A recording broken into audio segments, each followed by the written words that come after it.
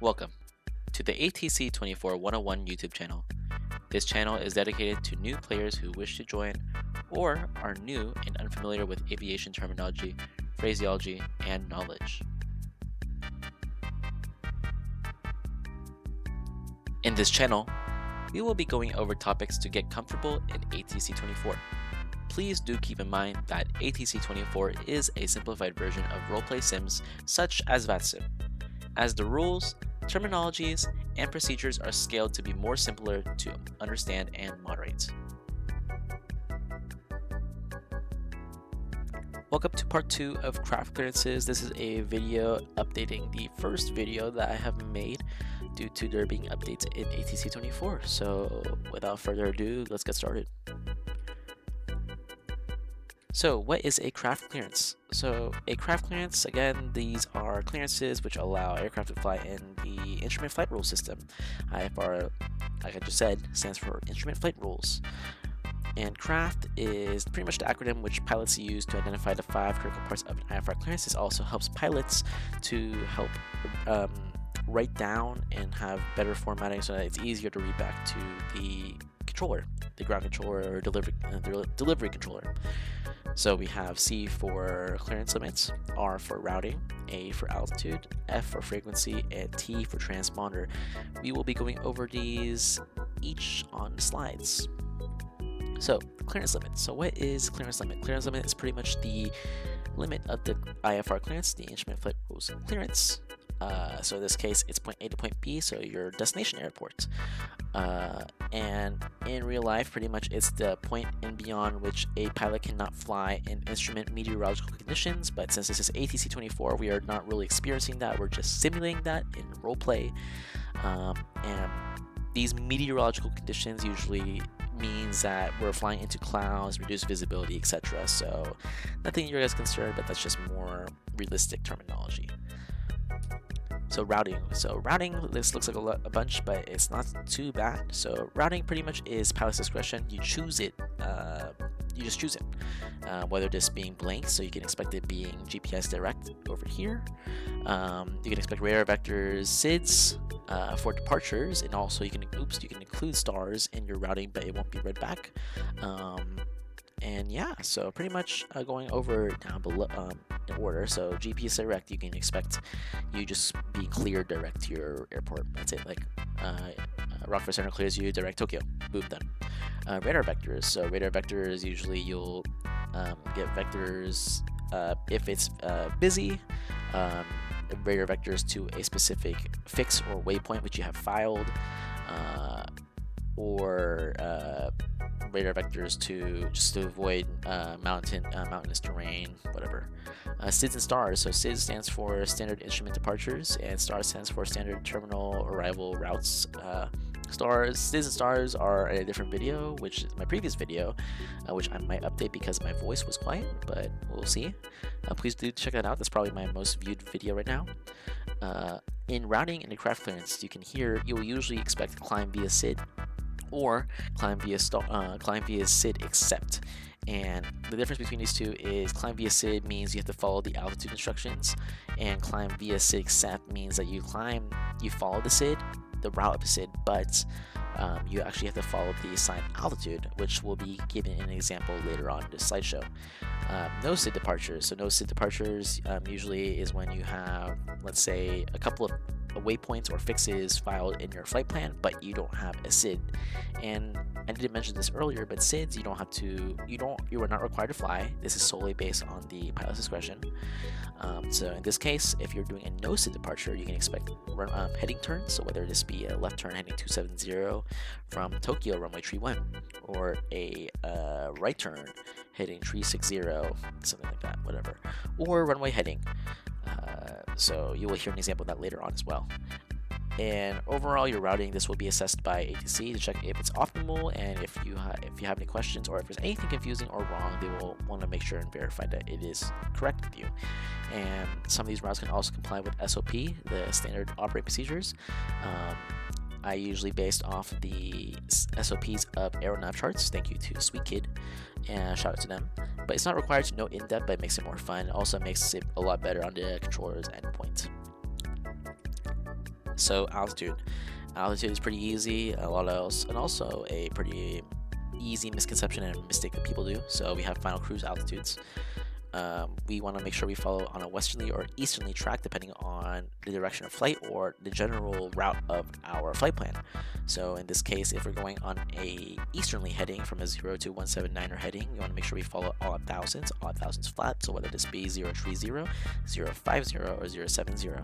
And a westerly heading, if we're going on a westerly heading, it would be 180 to 359er. We want to make sure we follow even thousands, so that's 4,000, or correction, 040, 060, or 080. And these initial altitudes also included within your flight plan will be altitudes that you want to maintain prior to your final cruise, and you can expect, keyword expect, that final altitude on a varying time given. We don't want to say, let's say your initial climb on departure, climb maintain 2,000 initial, expect flight level 050 3 minutes after departure. You don't want to, a lot of misconception is that people will say 020 climb to 050 3 minutes. So at 3 minutes we'll climb to 050 without me saying, because that's in my clearance, right? No, that is incorrect. Don't do that. Another and the other mistake I see is that people follow the wrong altitude for whatever heading they are in, but that's okay. We're learning. And another clarifying thing I want to make sure that people see is that 3,000 or 030 is a transition altitude. Make sure if you're below the altitude, at or below, you want to make sure you're 250 knots or less. So frequency, so this update now, we have a center frequency, yippee. You can see we have Rockford, Tokyo, and Perth. Notice how Tokyo is not with a T, ITCC, it's Orange Center, so please address it as Orange Center. Usually center controllers will also say the correct thing, so please listen to them. The reason why, and another mistake that people say is that departure is with Tower. The reason why it's not with Tower anymore, well, it used to be with Tower because Tower used to be the center controller, but now that they implemented center, the real reason why, which makes sense, is because Tower only controls locally. They don't have jurisdiction over the entire airspace with transitioning aircraft going out of the airport or into the airport. So in this case, en route. So please make sure that you're saying it's with center, not Tower. It's kind of annoying as a controller to fight with people saying that it's with center, not it's with Tower, not center. It gets super annoying. But yeah, ATC24 does not have in-game frequencies, so just find the correlating frequency and you're good to go. Lastly, transponders. So we have different squawk codes. Squawk codes are pretty much assigned per ATC24 scope, or radar clients can randomly generate them. Aircraft will not have the same squawk code. No two aircraft will have the same. And these squawk codes will be numbered between 0 to 7. There is no in-game transponder. We just follow the role-playing aspect with the craft clearance. So here we go, we're on examples now. So this is a actual example from in the server. So we're looking at Lufthansa 8099. So we can see that they're going to Perth, no filed routes. So we can expect radar vectors, direct, or GPS direct, whatever you want to call it. And we filed for the right flight level, so 050, flight level 050. So the reason you see C and R is because in your craft clearance, those are things that you can already expect. If as long as it's not incorrect, then you can expect that. You can only worry about the A, the F, and the T. Well, actually, you will know the F because there's only one frequency. So in this case, 124.85 from Rockford. So technically, you only need the C. You already have the C, R, and F, and then the A and the T you won't know because you want to know instructions. So when we're requesting, we want to make sure that we address the proper controller. So Rockford Ground, Lufthansa 8099 Heavy, information Alpha. Make sure we pick up the ATIS information. That way we know prior. This not only informs the ground controller that we have the ATIS information of or like the current weather and also the runways in use, the flows. It also helps us decide if we want to use the proper SID for that runway departure. I also didn't mention that we are a heavy. If you go back, we are a 747-800. if you want to know what category your aircraft is, usually because of the wing turbulence, you can just search it up online. Just Google, is this blank aircraft a heavy, or what type aircraft is this? Is it medium, heavy, or etc.? Heavies usually are 747s, A350s, 777s, etc. The only exception would be a super A380, which would be a super, not a heavy. So make sure you do the right phraseology. But yeah, going on back in there, we want to make sure we address ground. So Rockford ground, Lufthansa 8099 heavy, information alpha, gates 12, gate 12, request IFR depart. And they can say these two things. Either they can, actually three things. Two things actually technically. Either they can go straight into your clearance, or they might say Lufthansa 8099 heavy, Rockford ground, clearance on request standby number 1. So they're telling you to stand by because they may be busy, or they're just assessing your flight plan. When they're ready, they'll say Lufthansa 8099 heavy, clearance available, advise ready to copy, and then you just respond with ready to copy, Delta or Lufthansa 8099 heavy. So here is a example of what you can expect from a controller. So Lufthansa 8099 heavy cleared to Perth via left turn heading 230, radar vectors, then direct. On departure, maintain 2000, expect flight level 050, 3 minutes after departure. Departure frequency with center 124.85, squawk 6421. So you can see that we have the LT, same for left turn, 230.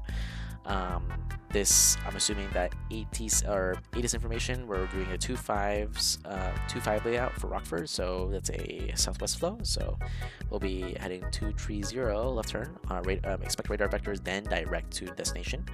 We want to maintain 2000 on our initial altitude, and we can expect 050 3 minutes. I forgot 3, but 3 minutes after departure. Frequency 124.85 and squawk 6421. And you read it correctly, and you can hear the magic words. Read back correct. Yippee! Alright, on to example 2. So now we have a SID. We can also see if you have a star included, but this star won't be read out. It will usually just be like the example as well. So as we can see, we have our clearance limits, routing.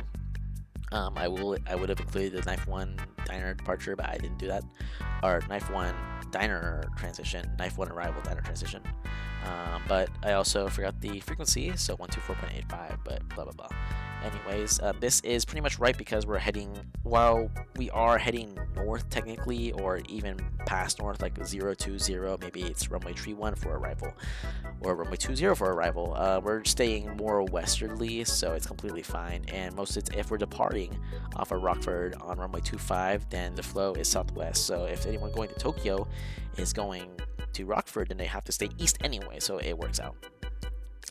So again, you can expect the and oh yeah, also because we are at A380, now we have to include super. So we are Singapore 7163 super. So Rockford ground, Singapore 7163 super, information alpha, request IFR to Tokyo. Yep, and then the standby, clearance on request standby number 1, and ready to copy, blah blah blah. So now we are with the example of the SID. Now you can expect this. So Singapore 7163 super cleared to Tokyo via windy tree departure, NARCS transition, then as filed, climb via 6 and maintain 2000, expect. And then usually they don't have to say they expect a 040 3 minutes after departure because it's already implied that you will expect it, but in this case you can expect a 040 3 minutes after departure. Departure frequency center 124.85, squawk 7301. And of course, if you read it correctly, then boom, magic words, boom, done. Yeah, that's pretty much it. I guess if you guys have any questions, I go ahead, leave it in the comments. There's nothing much to it. It's pretty much an updated version of my original video. And I might make a updated video on the SIDs and stars. More so going over some commonly used SIDs.